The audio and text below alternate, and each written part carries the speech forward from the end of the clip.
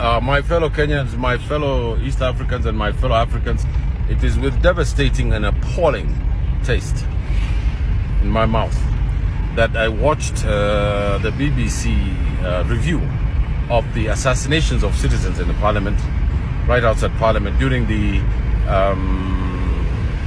revolution of the Gen Zs in this country. Now,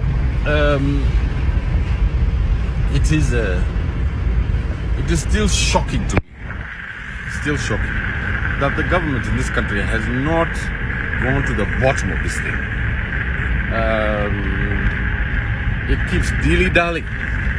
It keeps wasting our time. It keeps playing catch-up. It keeps playing games. The lives of the people of this country. The substance and the chemical, the human chemistry or chemical reaction in our social interactions and our social milieu is still there. At any time, it could react again.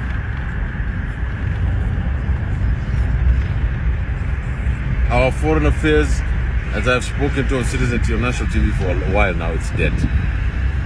This is the coffin. The nails and the hammer are right next to the mortician. We're in deep trouble. And because we have an administration of me, myself, and I, just me, myself, and I say what I want, I do what I want, when I want, and my autocracy will have it, or there'll be bedlam. And if you keep giving people those choices, they will choose the latter. They will choose the bedlam.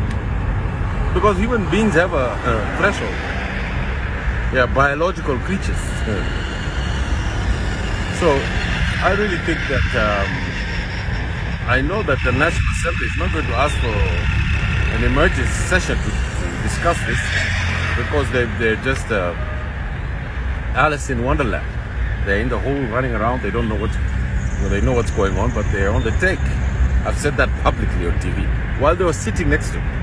I also want to say that we ought to change course in this country, or I can tell you, I've predicted what's going to happen in this country many, many times. There's going to be not an explosion, but an implosion.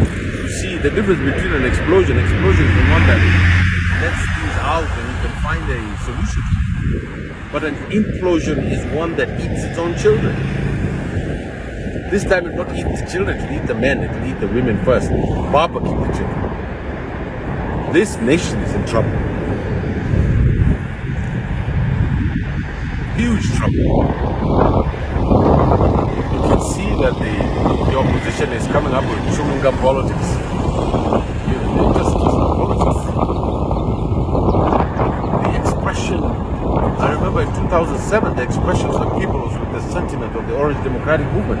And we captured that spirit, immediately concretized it in a political party and moved forward, quickly got the leaders, put the manifesto, put the agenda, mobilized the country and won power, even though it was taken away from us.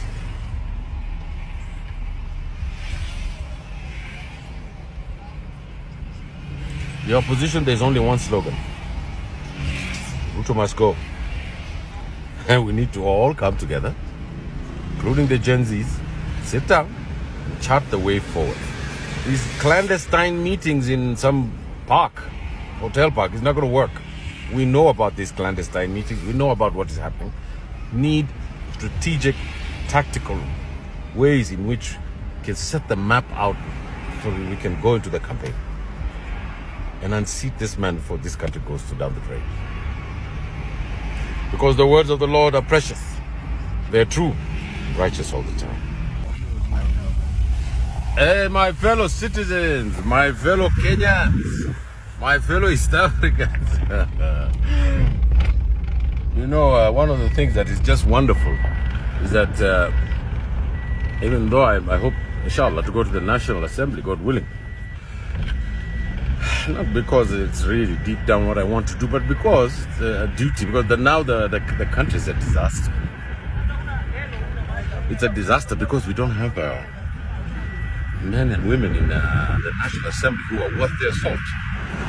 Everybody has gone to the governor's place. There's people like this because there's a lot of money involved.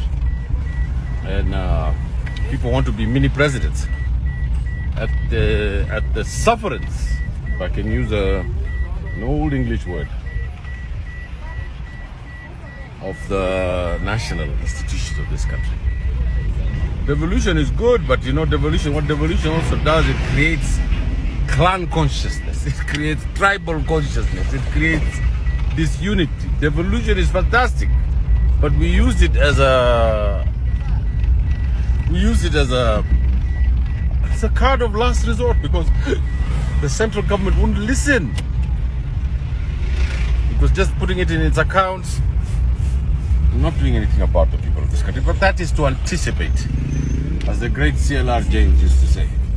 Now, let me talk about the matter at hand.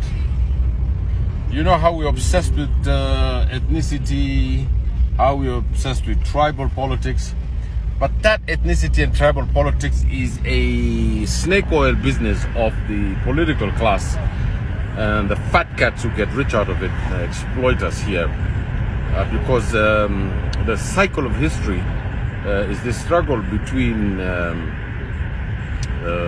people who believe in hope and sad people who just feel they should align themselves with Golgotha.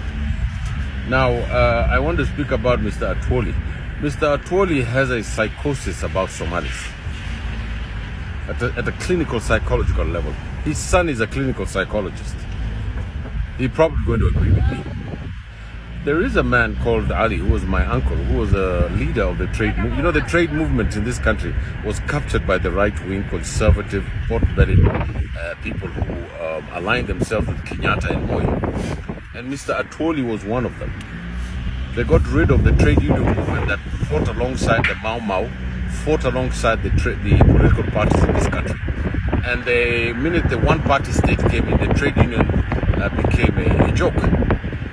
Of course, they killed Tomboyo over it.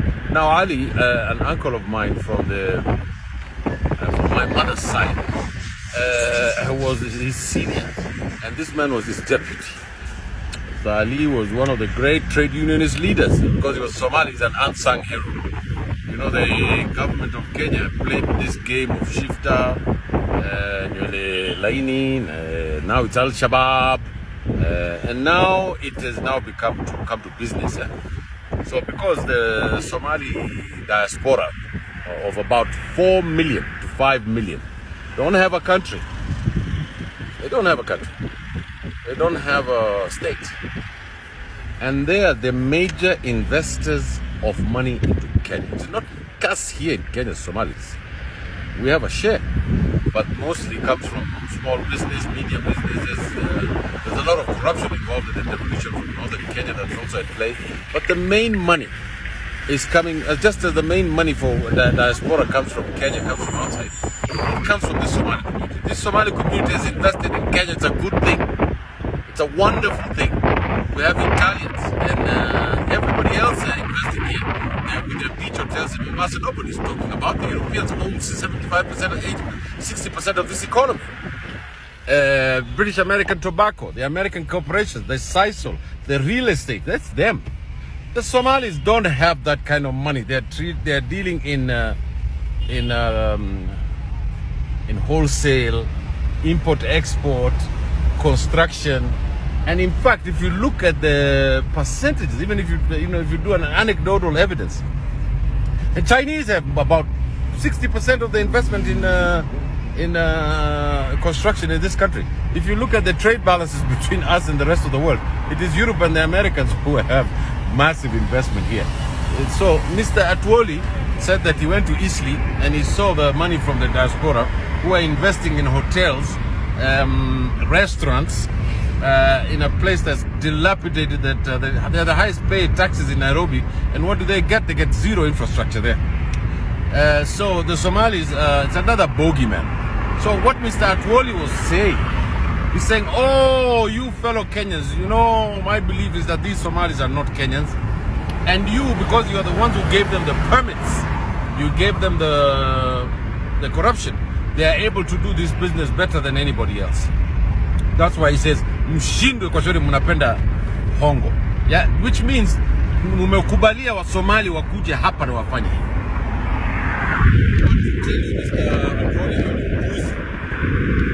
Umezeeka na mali ya trade union umejaa kwa tumbo yako, Mungu atakuadhibu.